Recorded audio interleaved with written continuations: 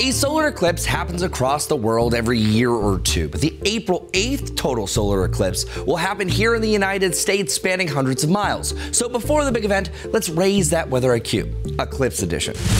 A solar eclipse happens when the moon is directly in line between the Earth and Sun. When this happens, the moon casts a shadow, which has two parts. The umbra is the smallest and darkest part of the moon's shadow, which perfectly covers the sun. This umbra is what creates the path of totality, the 100-mile path where you can see a total eclipse.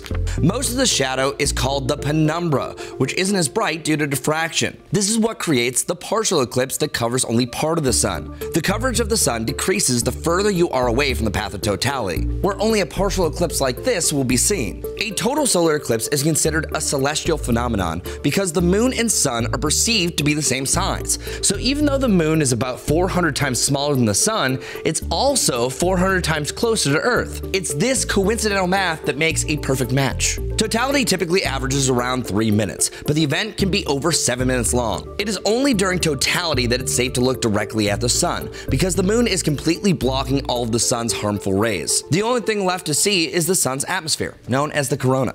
But if you missed the big April 2024 eclipse, no worries. The next must-see Great American Eclipse will be on August 12th, 2045. So mark your calendars.